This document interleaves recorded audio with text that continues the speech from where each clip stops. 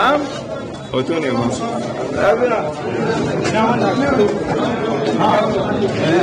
Sanata mai wakiltar Adamawa ta Arewa, Sanata Ishaku Abbo, ya ba da gudunmawar wasu kayayyaki ga makarantar tsangaya da ke yankin Mubi ta Arewa.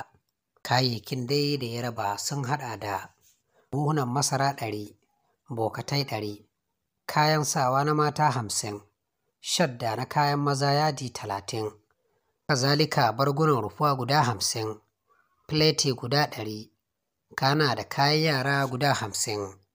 Kayayyakin waɗanda aka raba ƙarƙashin jagorancin ƙungiyar Shuwa Arab Youth Association Saya da ke Mubi. An rarraba su ne ga makarantun tsangaya da ke yankin Mubi ta Arewa da kuma Mubi ta Kudu.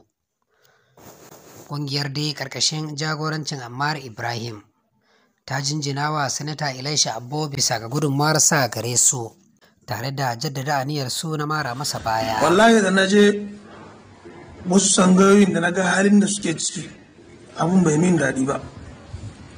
Alhamdulillah farko da na je gaban mai gida na shi da Ishaku Abbo, Allah shaida da mutane da muka tafi tare da su, wallahi muna da damuwoyi, muna da matsaloli da yawa mu mutanen cikin gari, amma sai na duba damuwan mutanenmu na cikin gari bai kai damuwan malamanmu ba.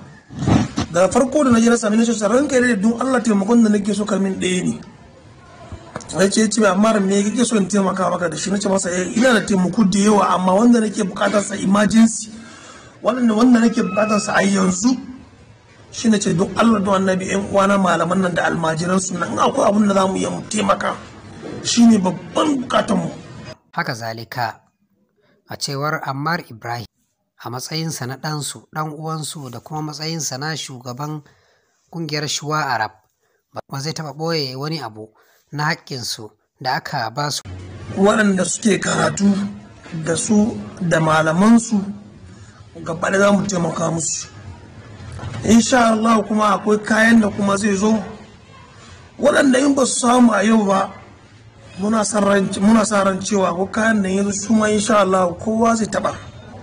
Shi ma Mahmud Saleh Shuwa, wanda ya nasa kalamin, ya ce wannan gudunmawar tana da matukar tasiri ga al'umma, saboda haka ya jinjina wa Sanata Abbo bisa ga gudunmawarsa da ma godewa Ammar Ibrahim da isar da saƙo.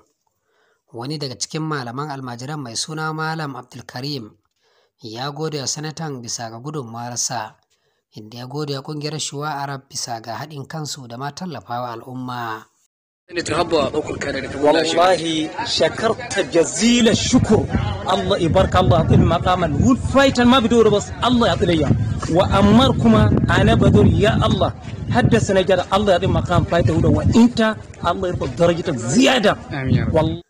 Wani kuma mai suna Isa Muhammad, wanda ya kasance ɗaya daga cikin ɗaliban, ya ce kyautar ta musamman ce kuma ba su taɓa samun irinta ba.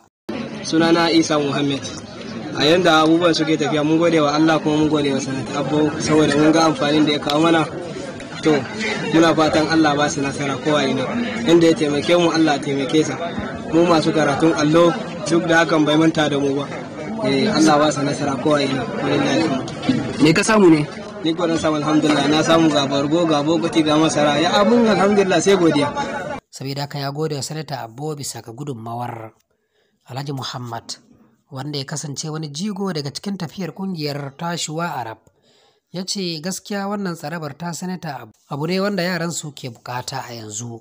Su ma dai wasu mambobi na kungiyar ta Shuwa Arab Youth Association sun gode wa sanatan bisa ga gudunmawar.